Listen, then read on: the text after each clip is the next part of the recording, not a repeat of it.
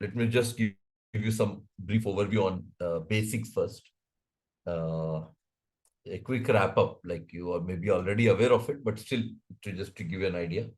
And then we'll get into the actual concepts of SQL DBA. So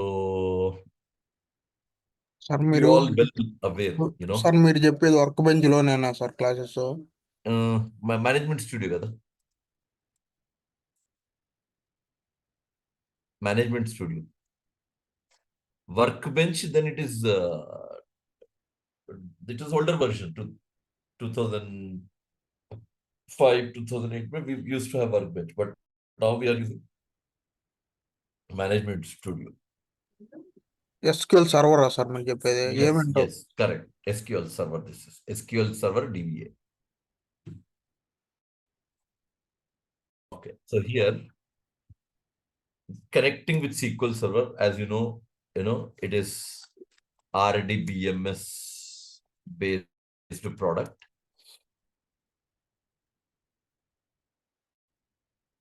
Developed by Microsoft. Sir దీంట్లో MySQL అవన్నీ cover అవుతాయా?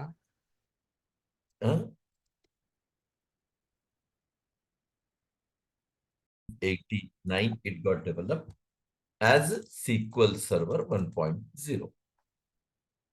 That's one point. Second thing, as you know, it consists of total 3 modules. 3 modules. One is SQL, second is T-SQL, third is BI.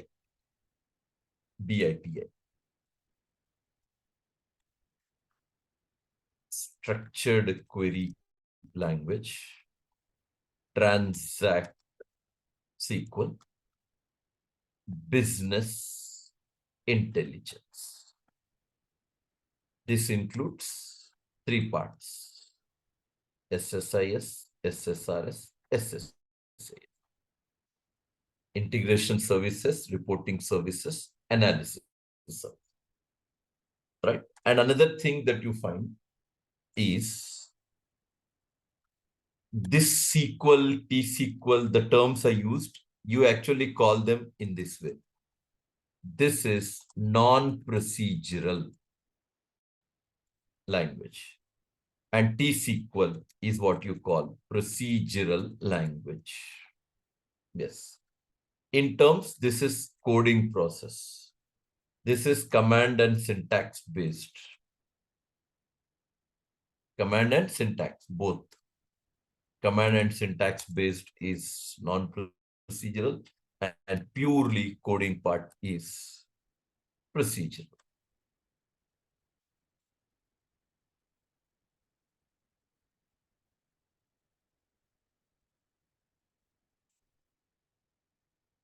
Right? And another interesting thing is, this is IBM's product actually. SQL is developed by IBM. I'm talking about language, SQL language. And another interesting thing about this is, obviously, this is case insensitive language. SQL is case insensitive, okay? And SQL works with something called database engine. Database engine. SQL works with database engine. Not SQL, it's complete. You can say like every RDBMS is associated with database engine. So SQL Server is also connected to database engine. SQL Server is also connected with the database engine.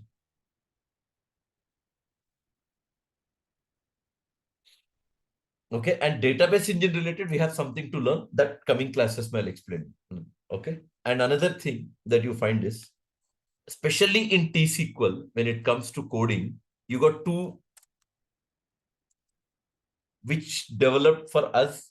For us, they developed. One is referred to be anonymous block coding, and second is stored block coding. And third is also there, that is for .NET developers. That is called CLR integration. Common language runtime, CLR. And this CLR feature is by default disabled. This is default disabled it is. And for .NET developers. You understand? And how to check that is disabled or enabled? Yeah, you can open Management Studio once. Connect to database engine. Just write this stored procedure that will give you details, whether that is configured or not. Execute sp_configure CLR enabled. Yes, check this. Yeah, you can see config value 0, run value 0. It means it is not configured, it is not running, it's disabled. It's not running, it's not this. It's not configured. Both are not there. Configuration is not there, it's not running. Both are. So you have to enable it. You have to enable it. Okay. So that's what they introduced. They made it available, disabled by default. And if you want to enable it, you have to copy this procedure and just comma 1 for enable. First it configures. Check this. Yeah, configure. But it's still not running. Not running. So you have to reconfigure. Reconfigure. Yes. Now you check it's running and it's got configured. It's running, it's got configured. If you don't want it to enable, disable it. 0. Reconfigure. First execute this. It becomes 0. Now reconfigure. Now it is not running. It's not activated. Yes, 0, 0. This is how you check configuration, whether it is enabled or not enabled. Okay, this is one point. Now, to make you understand about the CLR coding, CLR integration. You have everything. CLR, we got combination. CLR stored procedure, CLR functions. You know, CLR triggers. We got combination of things. CLR is not only one topic. CLR has multiple combinations in that. Multiple combinations. And one more interesting thing. What is it? SQL Server provides 2 types of environment. Environment of SQL Server. Yeah, 2 types are there. 2 types. One is called standalone environment. And second is clustering environment. 2 are there. So obviously, you know, standalone environment will be suitable for small companies. Small companies. Reason why it is suitable for small companies? Reason is you have only one production server. Only one production server. Whereas clustering environment will be suitable for large companies. Because you have how many? More than one production server here. Server. You understand? So it's almost, if you see, like, you know, if you just look into this, till 2005, 2008, even for a clustering environment, there was restricted for production server. From 2012, they made it for no limit. You can have any number of servers, especially in clustering environment.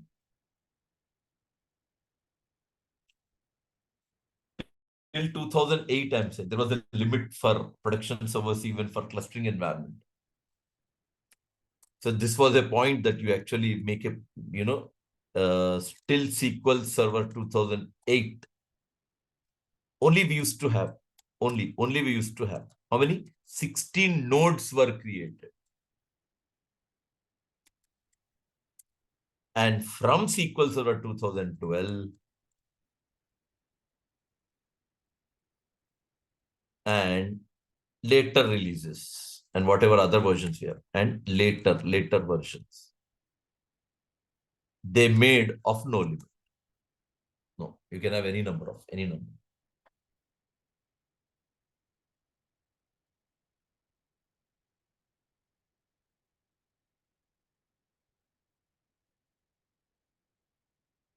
Yeah, you have any questions to ask me on this? Go ahead, please.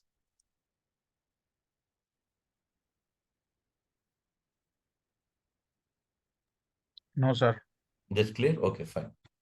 Right.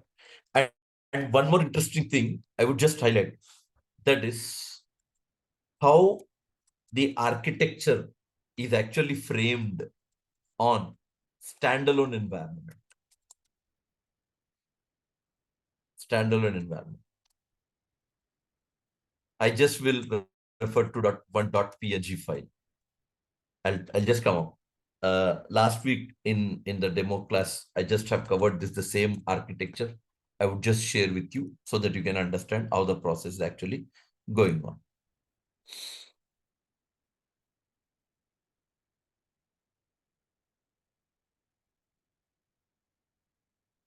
This is the environment of standalone environment.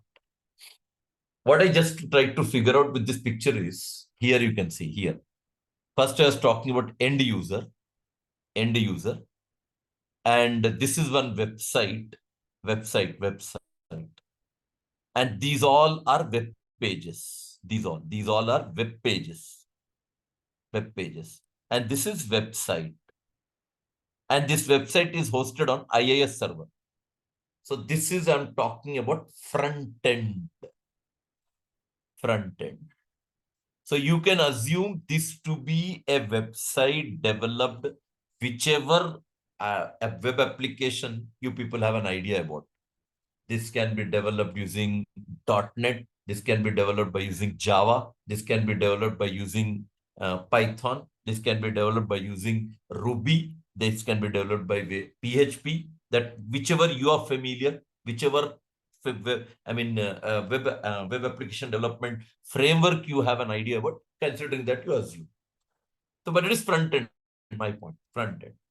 And already I mentioned here, this complete part I'm talking about, this complete part is front end. Who takes care of that? Obviously, application team who is involved in development of that website. Then what happens? So every application requires a backend. Here I mentioned backend. Yes. Backend. For what? To manage data, whatever the data submitted by the application, that all database will maintain.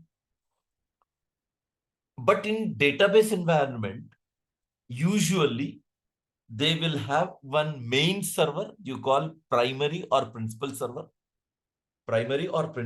Main server you can call. And they make a supporting server, supporting server, secondary or standby server. Standby server. And whatever data application team submits, that all will store usually as of now into primary server. The data is stored in primary server. And that particular data's copy will be there even in secondary server. Working is primary only, but supporting server is secondary. So primary server will be managing your complete database, whatever data which is coming from front end. And standby server, secondary or standby server, will have the content, whatever primary server is storing, secondary server also keeps on storing that data. It stores it. It is something you can say like it's like in sleeping state. It's there, but it's not active. Active is primary, and it is maintaining a copy. Secondary server is maintaining a copy. Imagine if for some reason this primary server got failed, primary server, due to some reason, that may be a hardware issue, that may be a SQL server issue, that may be an OS issue. You understand? Reasons may be many. Hardware issue may come because of the primary server may go down, right? Because of operating system got some problem. You may come across with the even system gets your primary server may not run. Or another reason I can say, right? It may be an OS issue as well. Hardware is correct, SQL server is correct, some OS issue has come. Because of that also primary server may go down. But once primary server is down, automatic standby becomes our primary server. Standby server becomes primary server. And end user, we are not concerned about what is happening in backend. But end user will not know also. End user will not know that already we have switched, that something happened in the primary server. Automatically we switched to secondary server, standby server. This part back end user has nothing to do with it. End user has nothing to do. He'll be doing his job in website. He'll be doing his job in front-end application. The only thing is his work should not stop. That is what our concern is. If database is not running and by the time that database got crashed or some problem has occurred in primary server, if end user has submitted some data, if the data is not recorded, you are going to lose your business then. So what is happening? This is all happening in backend. End user will not be knowing that something got like switch from primary to standby control, transfer the cursor from primary to standby, primary got failed, primary databases, that end user has nothing to do with that.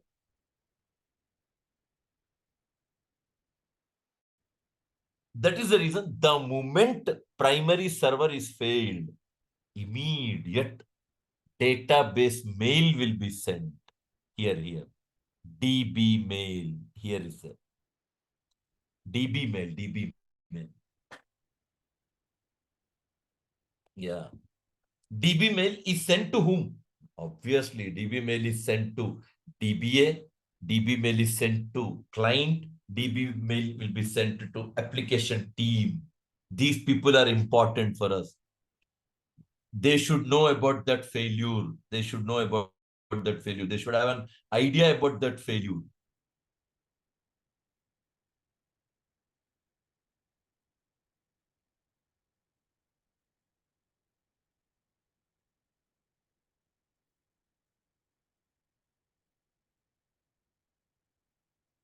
You understand? And how is this possible? How DBA will know? How client will know? Obviously, we install special tools here, special tools. These tools are called ticketing tools, we call ticketing tools.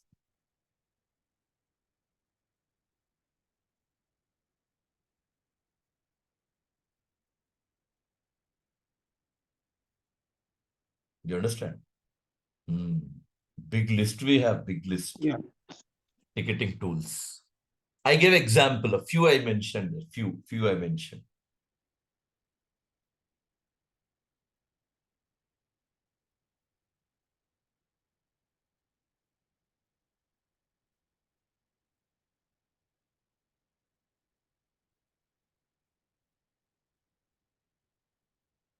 Okay? Right. And one more thing, when the ticketing tool is installed, in the ticketing tool, we'll be specifying what priorities, what type of failure that happened. Is it basic failure, or some critical issue has come, or some medium based issue has come, or is a small issue? These priorities we set there. Based on that, immediate DBA should react, and DBA should involve so that instant rectification should happen about that error. Instant rectification. And by that time, mail is sent to DBA. If he's not at, if he's there or not there in the office, mail will be shooted to him. Even mail will be sent to client, mail will be sent to application team. And they should see that immediate the problem should be arrived or should be resolved. And once that problem is resolved, again, that primary is going to become standby for some time. Primary is going to become standby. If standby fails, again primary will be back again. Currently it is standby again becomes primary. Many ticketing tools are there, believe me, many. Few are available for practice purpose. Free tools are there. Few are there compulsory. You require to have, third party, you can call third. Some other companies have developed.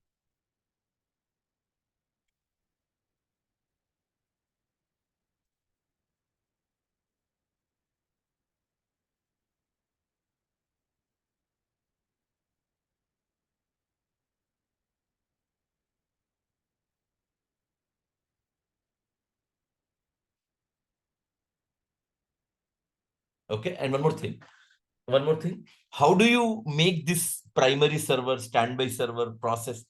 I mentioned two topics here: mirroring, lock shipping. Mirroring and lock shipping. We learn this practically. You understand? So that you can understand how this is actually prepared, how it is made.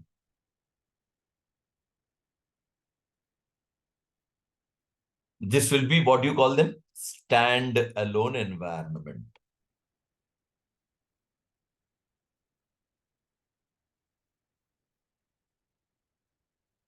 And then what about clustering?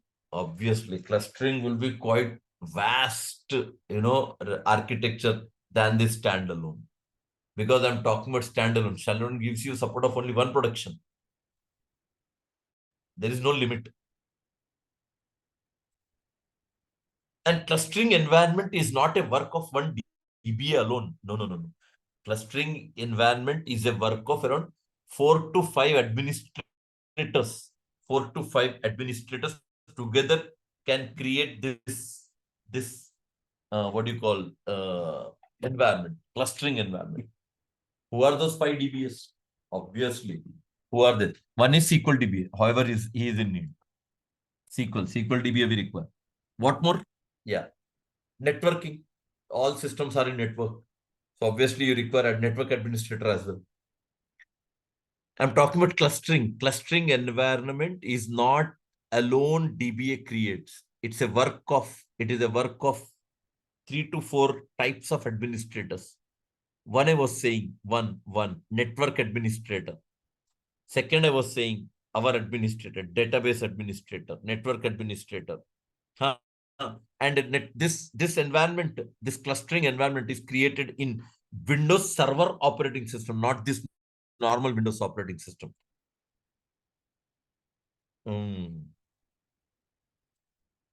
Windows 2003 server, Windows 2000 server, Windows 2008 server, Windows 2012 server. You got all this Windows operating system. I'm talking about operating system. Multi-user operating system from Microsoft. Windows, old version was there. Windows NT we used to call Windows NT.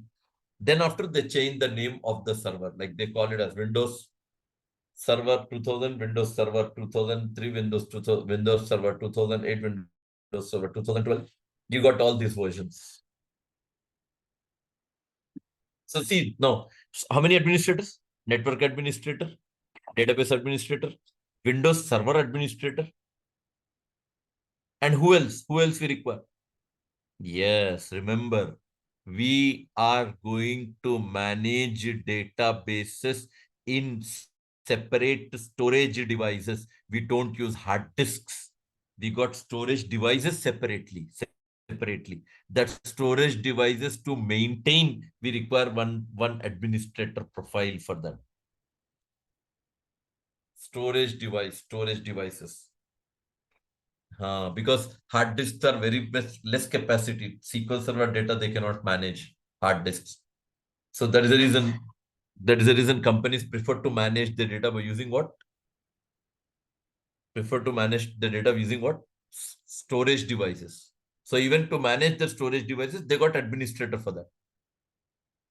So you can call like this: clustering environment is created based on a support of what? 3 to 4 types of administrators.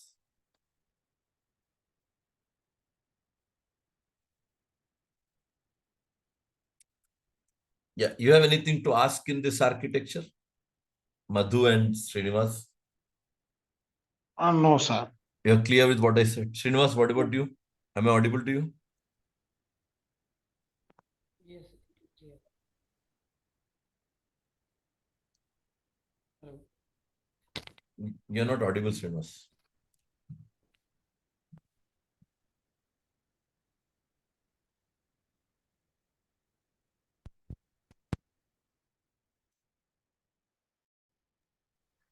Hello. Yeah, Srinivas. Now I can hear you, Srinivas. Yeah, it is clear. Yes, Srinivas. It's clear? Yeah. Okay, fine.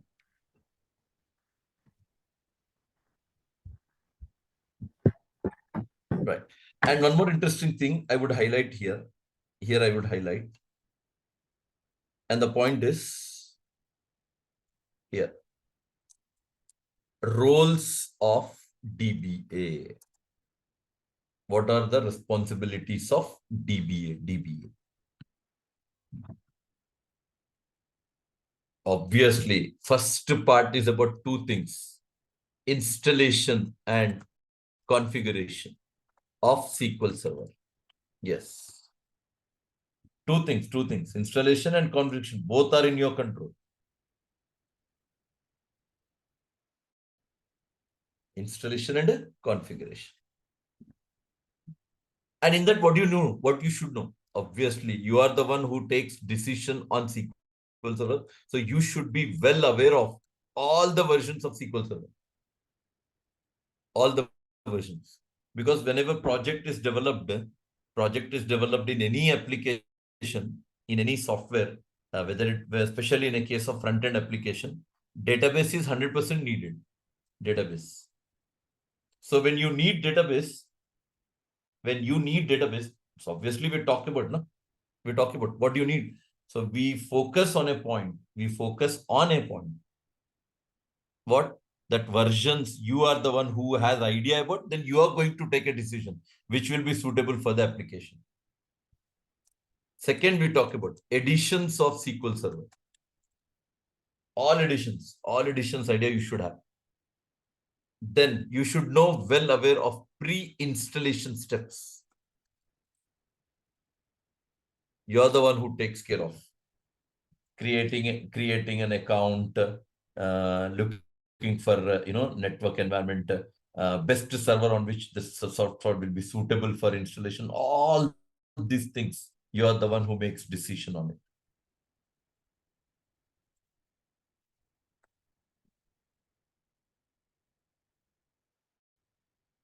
You understand? Next, installation process is also your job. Installation process. And after installation, you call them as post-installation steps. And you know about this, installation is again described in 3 categories. Installation. It is into 3 types you can call. Once we start practical, on the day you can experience them. What are they called? Yeah, one is called attended installation, unattended installation, silent installation. You would find different types of installations. Attended installation, unattended installation, right? Silent installation. Types are there. Depending on the environment, depending on the requirement, depending on the place where you're working, what it demands, accordingly, you make the type of installation.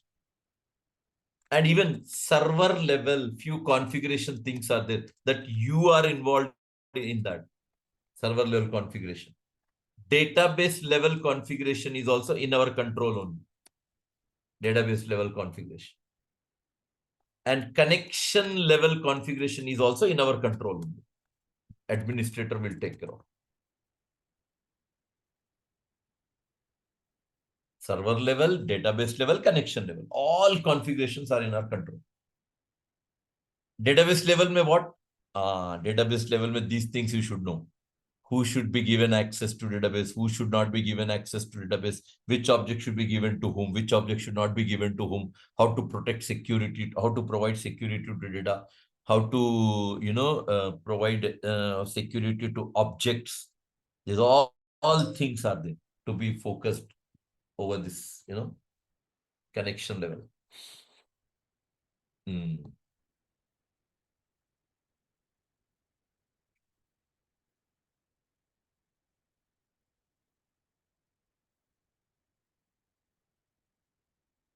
And one more interesting thing for administrator, you are the one who takes even care of SQL Server databases. You should have in-depth knowledge of all types of databases. Even when I start my practical, we'll go in detail of every database and their responsibilities, their representation, their involvement. Then you should know storage architecture. Then you should have idea about transaction processing. Then you should know even about creating and maintaining user databases. You can call business or user databases.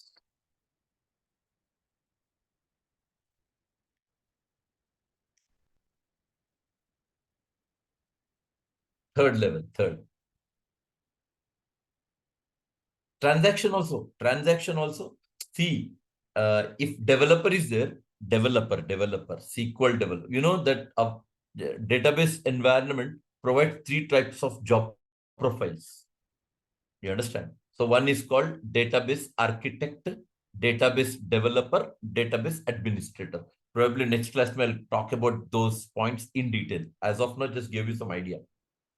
Why? Because security is completely in SQL Server DBA administrators. What it is? Yeah, you are the one who creates logins. You are the one who creates users. You are the one who creates roles. You are the one who makes permissions. You are the one who works with schemas. You are the one who makes things encrypt. You are the one who makes TD. Like that, many security points are there to study. Encryption, decryption, both here. Encryption and decryption. TD, that's called transparent data encryption. Security level discussion, these are all. Security level discussion.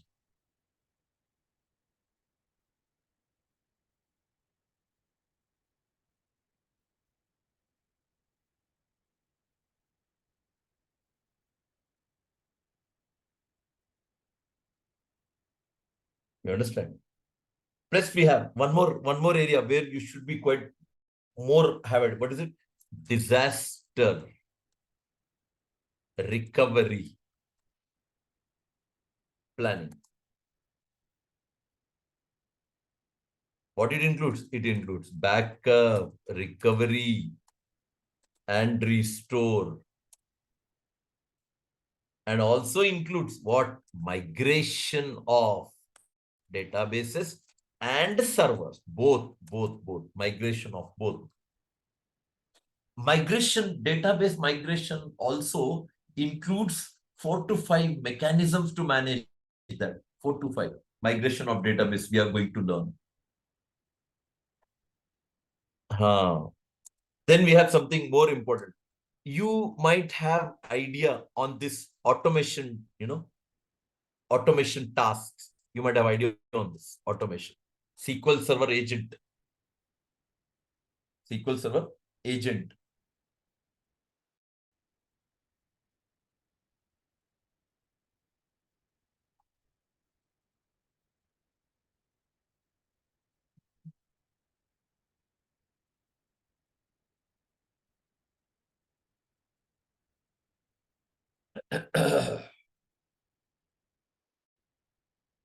Okay, automation task. So you might have used SQL Server agent. especially to do SQL server related operations, automation. Now here we use this automation task for jobs, alerts, operators, DB mail, etc. Yes.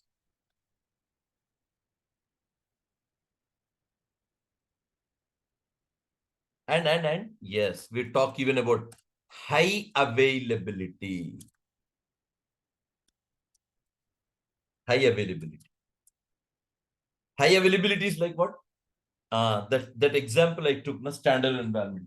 End user will not be knowing that he's working on which database. Name says high availability, means database server should be always available. End user should not be in trouble. End user should not face any problem. End user should not have any issues to be faced when something is happening at backend. High availability. Database always available. 24/7, 365 days. Database is always serving data. Serving data without having any issues. Issues may arise, no doubt, but that is for that reason we are appointed as DBA.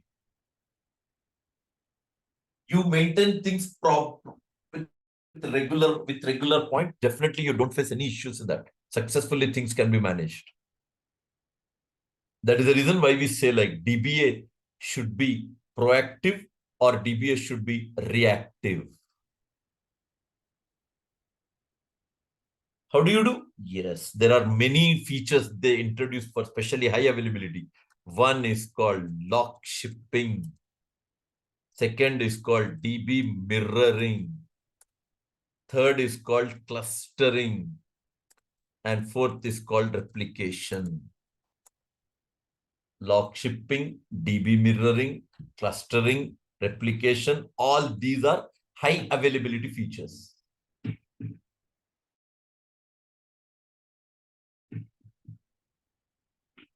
And what is the other job? Yeah, obviously, this is the major part for us. Monitoring SQL Server.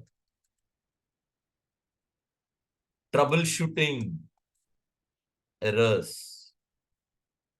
Performance issues.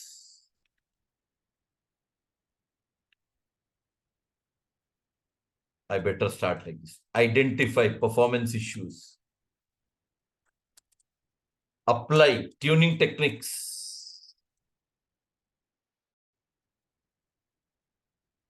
Lot of things are there, etc. Yes, these are the, you can call, responsibilities or roles and responsibilities of database administrator.